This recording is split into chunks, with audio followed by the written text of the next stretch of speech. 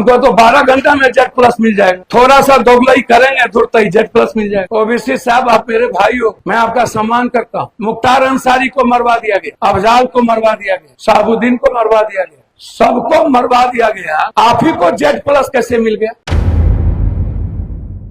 दोस्तों, मैंने पहले ही दिन कहा था जब असदुद्दीन ओवैसी ने मोर्चा बनाया था कि बीजेपी के पेट में तो मरोड़ उठेगी, लेकिन खास तौर पर इंडिया गठबंधन के नेता आगे आने वाले वक्त में 2-3 आरोप लगाएंगे। असदुद्दीन ओवैसी की पार्टी वोट कटुआ पार्टी है। दूसरा आरोप लगाया जाएगा वो बीजेपी की बी टीम है। तब ध्यान नहीं दिया जा रहा था जब खुद ढोल नगाड़ों के साथ एआईएमआईएम के प्रदेश अध्यक्ष पहुंचे कहां थे?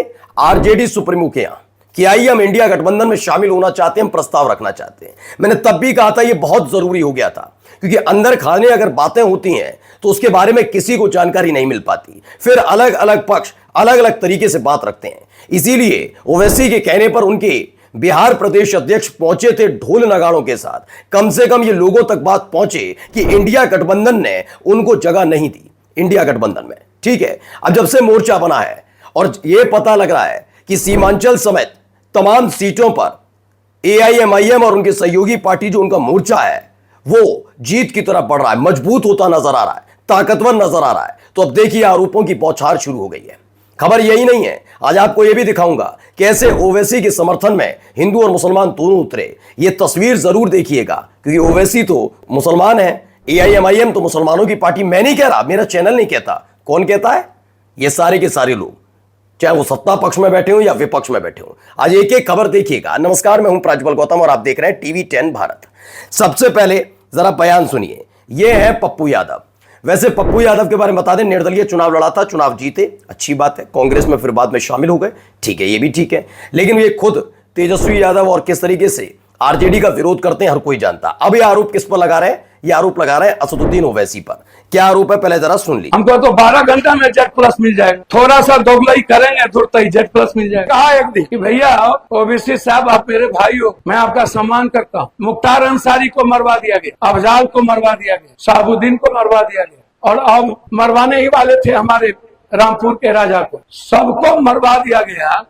आप ही को जेड प्लस कैसे मिल गया? कौन दे दिया जेड प्लस? जेड प्लस की बात कर रहे हैं। ये कहते हैं असदुद्दीन ओवैसी को जेड सुरक्षा पर पप्पू यादव नाराज दिख रहे हैं। इनकी बातों से साफ जाहिर हो रहा है कि ये सोच रहा है कि एक मुस्लिम नेता को सुरक्षा कैसे मिल गई। इन्होंने मुख्तार अंसारी, शहाबुद्दीन साहिब का नाम भी लिया। पप्पू यादव थोड़ा बदले बदले दिख रहे हैं। अब आप अंदाजा लगाइए ये कौन है पप्पू यादव। पहले मैं किसी राजनीति पर टिप्पणियां करना नहीं चाहता, लेकिन खास पहले समझिए क्या खेल है। जिस गठबंधन में उसी गठबंधन के दूसरे दल पर टिप्पणियां करते हैं। पहला तो ये गठबंधन के कितने भरोसेमंद हैं, पहली चीज है। पहला बता रहा हूं, अभी तो शुरुआत हुई है, ठीक है।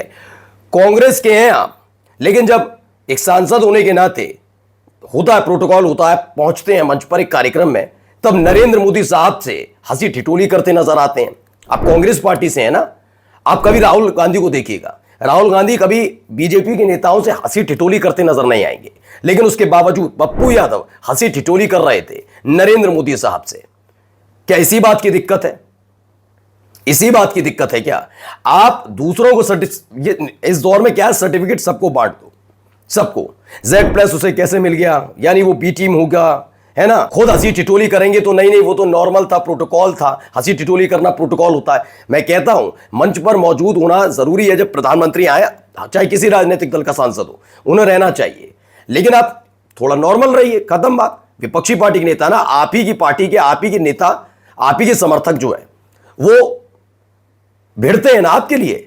बीजेपी के नेताओं पर, समर्थकों से भिड़ने की ताकत रखते हैं ना। तो आप ये सब क्यों नहीं कर पा रहे थे? आप तो मंच पर हंसी टिटोली कर रहे थे। तो और अगर यही मान लिया जाए कि आपको मिल जाए भी, तो आप कूद कर पहुंच जाएंगे बीजेपी में। ये नहीं हो सकता ना।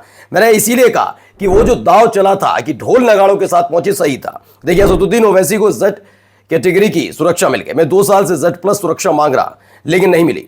मुख्तार अंसारी, अतीक अहमद, शहाबुद्दीन साहिब को मरवा दिया। आजम खान की सुरक्षा सवालों में, लेकिन ओवैसी साहब को जेड की प्लस जेड कैटेगरी की सुरक्षा मिली हुई है। इस पर ये परेशान नजर आ रहे हैं। चलिए आगे जरा सुनिए इनके भी दर्द हाल। अभी मैंने थोड़ी देर पहले एक खबर आपको दिखाई। 2 तरह के नेता होते हैं। उत्तर भारत और दक्षिण भारत की राजनीति में बड़ा अंतर है। दक्षिण भारत की राजनीति में नेताओं को समर्थक ईश्वर की तरह, अपने मतलब खुदा की तरह, ईश्वर की तरह, जो भी मान ले, मतलब मानते हैं, बहुत मानते हैं उनको, बहुत प्यार लुटाते हैं, इसलिए वहां समर्थक रोता है उनके लिए। ठीक है, कुछ भी हो, घटना कोई भी घटती हो, आपने दक्षिण भारत में राजनीति में यही देखा होगा। लेकिन उत्तर भारत में क्या होता है, नेता भावुक होता है, खुद अपनी टिकट कट जाने पर उसके साथ कुछ बुरा हो तब समर्थक सिर्फ नारेबाजी करते हैं। लेकिन मैंने आपको दिखाया कामरान साहब की टिकट आरजेडी ने काटी, जबकि वो ना वो बागी थे, ना उन्होंने किसी पार्टी से गद्दारी की। फिर भी कामरान की जब टिकट काटी सिटिंग विधायक की, उसके बाद क्या हुआ, निर्दलीय मैदान में उतर गए वो। समर्थक उनके लिए रो रहे हैं, हिंदू समर्थक रो रहा है। अब यहां कौन रो रहा है, जरा यहां देखिए।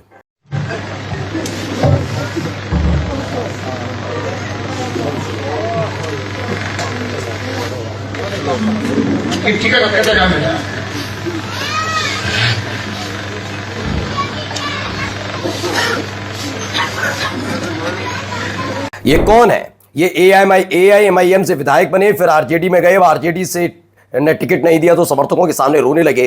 अंजार नईमी है, ध्यान से देखिए, बगल में हाफिज जी भी रो रहे हैं।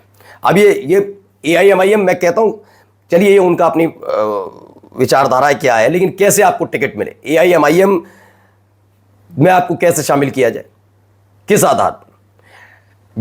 जिन लोगों ने पार्टी से चुनाव जीतने के बाद अपनी पार्टी के सगे नहीं हुए, क्या उनको टिकट मिलनी चाहिए? क्लियर बताइए कमेंट करके, क्या मिलनी चाहिए? आपको लगता है, वो भी एक ऐसे दौर में जब राजनीति यहां आकर खड़ी हो गई हो, अब कोई भरोसे के काबिल नहीं है।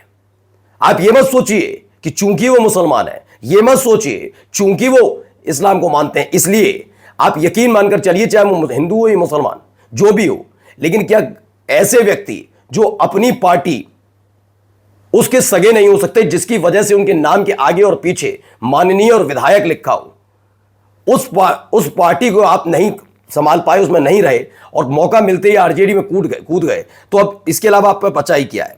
देखिए, बिहार में एआईएमआईएम मुसलमानों की उम्मीद की किरण बन गई। आने वाले चुनाव में एआईएमआईएम बड़ी पार्टी बनकर सामने आ रही है। कई मीडिया सर्वे के मुताबिक एआईएमआईएम बिहार में किंग मेकर का किरदार निभाने वाली है। ये मैं पहले ही कह चुका हूं, आपने जो मेरा पहला वीडियो देखा वो मैंने तभी कह दिया था।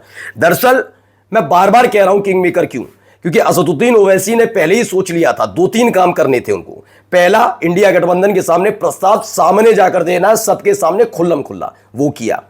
दूसरा, उन्होंने तय कर लिया था कि सभी सीटों पर चुनाव नहीं लड़ना, सिर्फ वोट काटना नहीं है किसी का। अगर आरजेडी जीत रही है तो जीतने दो, कांग्रेस जीत रही है तो जीतने दो, अगर किसी सीट पर बीजेपी मजबूत है तो होने दो भाई।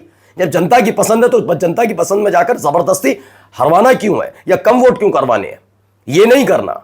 उन्होंने कहा जिस सीट पर हम चुनाव जीत सकते हैं, हम सिर्फ वहीं अपने उतारेंगे प्रत्याशी, यहां जहां मजबूत है, जीत सकते हैं या फिर मजबूत हैं इतने कि कम से कम आर पार की लड़ाई हो, वहां तक, उससे ऊपर नहीं जाना। आगे देखिए अब, क्योंकि इस बार एआईएमआईएम के 15 से 20 एमएलए जीतने की पूरी उम्मीद है। यही वजह है कि विरोधियों की नींद हराम है इन्होंने मोहम्मद अंसार ने, और वो तमाम तरह के झूठे आरोप लगाकर लोगों को बहका रहे हैं।